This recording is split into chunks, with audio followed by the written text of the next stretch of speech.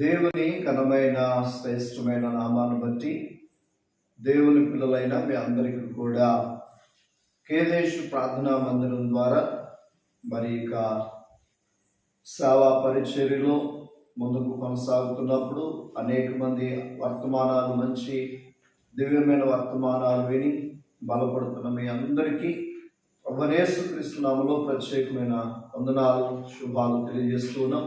బాగున్నారండి? మీ కొరకు మేము అనుదినం ప్రార్థన చేస్తూ ఉన్నాం. చాలామంది దేవుని యొక్క వాక్యాన్ని వింటున్నారు కానీ ఇతరులకి షేర్ చేయట్లేదు. షేర్ చేయవలసిందే దేవుని వాక్యం. సబ్స్క్రైబ్ చేస్తే, లైక్ షేర్ చేస్తే మరి ఇతరులకు కూడా వర్తమానం వెళ్ళద్ది. అర్థమవుతుందండి? చాలామంది మరి అలాగ ఉండటం ద్వారా కనీసం నిన్ను ఏదో చేయమంటలేదు, దేవుని పనిలో కొంత నీవు ఇతరులకు వాక్యాన్ని అందించగలిగితే దేవుడు నిన్ను కూడా దీవిస్తాడు. ఏమో మీ బంధువుల్లో, మీ స్నేహితుల్లో ఎవరైనా ఈ వాక్యం ద్వారా బలపడతారేమో. ఈ అనుదిన ప్రార్థన కార్యక్రమంలో మనోహర్ పాపట్ల అని ఆ యొక్క యూట్యూబ్ ఛానల్ సబ్స్క్రైబ్ చేయించండి, అనేకులకు వర్తమానం అందించండి. మీరు కూడా దీవెనలు పొందండి. రోజు రోజు ఈ వర్తమానం అందించడానికి ఎంతో ప్రయాసపడాలి. మరి ఎంతోమంది ప్రార్థన, ఎంతోమంది విశ్వాసం, కన్నీరు ఉంది కనుక నేటి వరకు చేరగలుగుతూ ఉంది. బాగున్నారండి? మీ పిల్లలు, మీరు మరి ఉదయం ప్రార్థన చేసుకుంటున్నారా? మంచిది. ప్రార్థనతో పాటు మీరు దీవించబడాలంటే, మీరు వర్ధిల్లాలంటే సామెతల గ్రంథంలో ఒక చక్కని మాట చెప్తూ ఉన్నారు. చూడండి, సామెతల గ్రంథం 28వ అధ్యాయము 13వ వచనం. చాలామంది మేము వర్ధిల్లట్లేదు, చర్చికి వెళ్తున్నాం, పాటలు పాడుతున్నాం, ప్రార్థన చేస్తున్నాం, వాక్యం చదువుతున్నాం, పాస్టర్ గారు మేము వర్ధిల్లట్లేదు అని చాలామంది అంటూ ఉన్నారు. కానీ మనలాంటి వారి కోసమే ఒక చక్కటి వాక్య భాగాన్ని పరిశుద్ధాత్మ దేవుడు రాయించారు. అర్థమవుతుందా తమ్ముడా? చూడండి, 28:13లో అతిక్రమములను దాచిపెట్టువాడు వర్ధిల్లడు, వాటిని ఒప్పుకుని విడిచిపెట్టువాడు కనికరము పొందును.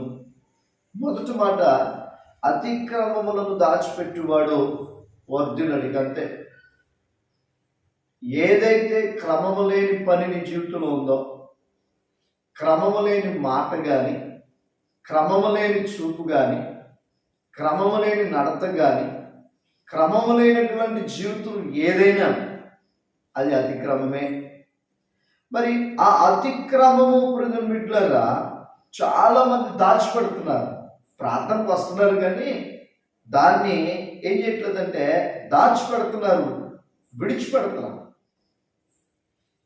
ఇక్కడ రాయబడింది మాట, దాచిపెట్టువాడు వర్ధిల్లడు.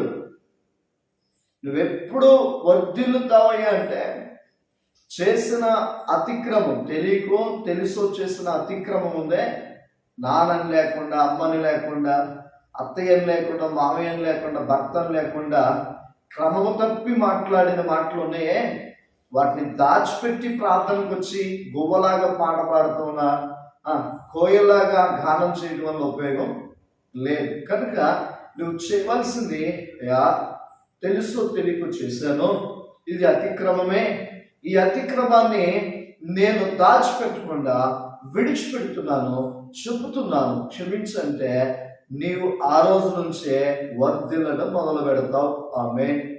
కనుక వర్ధిల్లాలి అని అంటారు అందరూ. వర్ధిల్లాలని సీక్రెట్ నీకు అర్థం అవ్వాలి. అందుకనే అతిక్రమములను దాచిపెట్టువాడు వర్ధిల్లడు. ఒకవేళ నీ జీవితంలో దాచిపెట్టే గుణం ఉంటే విడిచిపెట్టు, నువ్వు వర్ధిల్లడం ప్రారంభిస్తావు. ప్రార్థన చేసుకుందాం ఈ ఉదయం.